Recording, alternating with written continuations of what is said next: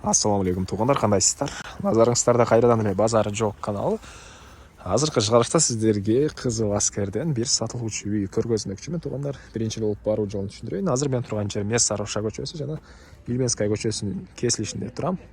Сатылуучу үйгө ушул жерден батышты карай Ильменская көчөсү менен бир 150 метрдей басып барсаңыздар, сол тарапта Троицкая көчөсү 38 даректе жайгашкан туғандар.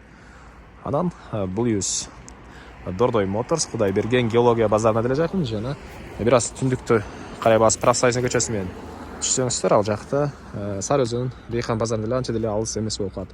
А бул Мессаровша көчөсү менен түштүктү карай бассаңыздар, Ден Сиопина көчөсү, Кызыл Аскер тугандар. Мына ушундай. Жолдор көрүп тургансыздардай асфальт. Бул жерге чейин көптөгөн эле маршруткалар келет. 179, 212, 240 маршруткалар сатылуучу үйүбүздүн алдыдарынан өтөт тугандар. Мессаровша көчөсүнөн келатып, сол тарапты карап келсеңиздер, Нурус же Даниэль, Акчубак магазиндерине ориентир алып сатылуучу үйгө карай барсаңыздар болот. Мынакей тугандар, келүү жолун түшүндүргөнчө бүгүнкү чыгарылышта сатылуучу үйгө да жетип келип калдым. Бул үйүбүздүн көчө тарабы. Батыш чек-арасы мынакей бул магазин бүткөн жерден башталат, чыгыш чек-арасы бул дарбаза бүткөн жерге чейин. Так, үйүбүздүн дареги Троицкая көчөсү 38 даректе жайгашкан. Яндекс картанан деле карап көрсөңүздөр болот жана бул Троицкая көчөсү, а бул Ильменская көчөсү. Мына көчө экөөсү кесилишкен жерде жайгашкан жана бул Ильменская көчөсү мондай асфальт болгон көчө. Бул жерден тугандар 240 жана 212 маршруткалар өтөт. Эгер түз эле батышты карай бассаңыздар, Кайназаров, анан Кудай берген геология Дордой Моторста жакын.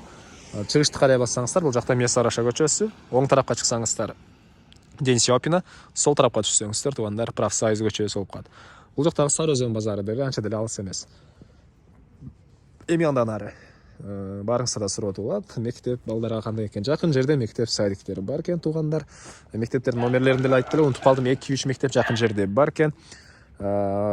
Мына ушундай эми короосуна кирип калган маалыматты берейин. Айта кетчү нерсе, буга чейин үйээси бул жакта могу помещенияны магазин катары иштеткен экен. Сиздер алып кайра магазин катары иштесеңиз болот. Азыркы учурда үйээси иштетпейт, көрсөтүнүп алам, иштетпей аткан учуру. Анан бул мынакей сатылуучу үйүбүздүн короосунун көрүнүшү. Жердин аянты 4-6 соток. Документтери боюнча кызыл китеп, чек паспорт баары бар экен. Алды тарабы көрүп турганыңыздар поликарбонат менен болгон брус, поликарбонат менен болгон навес. Азыр ушинтип адамдар алдынан өтсө мен оюмду жоготом да тугандар. Ох, мейли. Ылдый тарабы брусчатка болгон. Жат. Кыскасы кенен 2 машина баткандай жер. Түз өтсөңүздөр, ал жакта тоокана, бош жер, бактар бар. Анан бул жактан жанагы магазинге кирип чыксаңыздар болот тугандар. Өзүңүздөр тышкы тараптан деле эшик орнотулган. Ал жактан дагы клиенттер киргенге жай бар. Бул жагы склад катары колдонулат экен. Андан ары бул жакта 120 квадрат метр болгон үйүбүз, стенасы кирпич, тышкы тараптан утеплять этилген. Утепленный. Чыгыштарына мынакей кенен короосун өтүп келгенге стяжка куюлган жана ушунча бош жер бар экен. Азыр биринчи болуп бул чоң үйдүн ички тарабын көргөзөйүн, андан соң короосуна чыгып да калган маалыматты берем тугандар.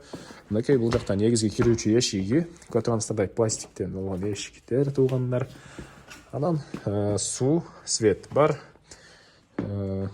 Свет 3 фазалуу экен, газ, природный газ бар, жана киргизилген, канализация центральный, отопление, паровое отопление, электр энергиясы менен, газ менен жана көмүр менен үйдү жылытат. Бул кире бериш холл тугандар. Мынакей дуалдар жидкий обой, оң тарапта тамак жасоочу бөлмө, душ, кладовка бар экен биякта.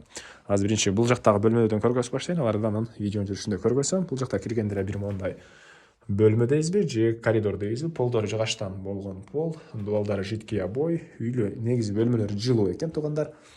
Чыгыш тараптан пластик терезелер орнотулган жана ушул жерден оң тарапка кирсек, бул жакта бир бөлмө. Мынакей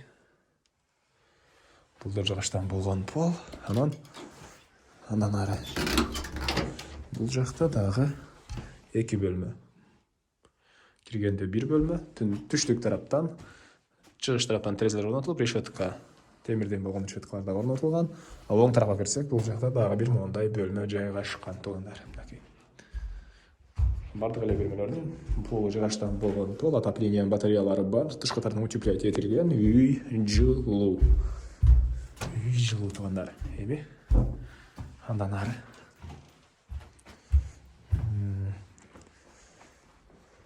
холго киргенде оң тарапта раковина орнотулуп суу чыгарылыптыр. Сол тарапта кладовка чакан. Бул жерде тамак жасоочу бөлмө, отоплениянын котелу жайгашкан бөлмө. Жана бул жакта туугандар душ бар экен. Накей. Суу сарестон менен жылыйт. Накей, бул ички тарабынын көрүнүшү. Кайра эле сатылуучу үйдүн короосундамы туугандар. Эми бул түштүк тарабын көргөзөйүн сиздерге. Бул жакта өрүк багы, арча дарагы, жер жемшекенге жер.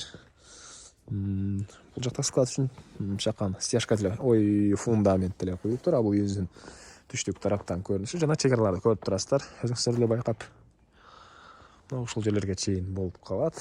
Үйдүн тышкы тарабындагы ажаткана, тооккана жана ал жакта да помещение бар экен. Ага деле бул убакытка чейин үй ээси тоок кармаганмын дейт. Негизинен келсеңиздер өзүңүздөр дагы склад кыласыздарбы же ушундай помещениялар өзүңүздөр калгандай максатта иштесеңиздер болот. Жана ошондой эле бул жагы склад болгон экен. Тоокканасы ал жагы погреб бул жакта бар. Жана үйдө деле ылдый тарабында погребтер бар туугандар. Аны унутуп турмун айтууну. Мына ушундай. Эми айтылбаган эмне маалымат? Айтылбаган бир эле баасы калды окшойт. Бул үйүбүздүн баасы. Баасы карабайын, $46,000 деп атыптыр үй ээлери. Ээсинин номери экранда, азан окуп сүйлөшүп көрөңүздөр, дагы бир аз сүйлөшүү болот. Ээсинин номерин экранга калтырам. Анан ушул видеону достор менен, группалар менен бөлүшсөңүздөр, сиздер бул үй ээсине мага дагы кимдир бир ушул сыяктуу издеген болсо, ошол адамга чоң жардам берген болосуздар. Анда эмесе мен сиздер менен коштошом. Кийинки чыгарышка чейин туугандар, саламатта калыңыздар.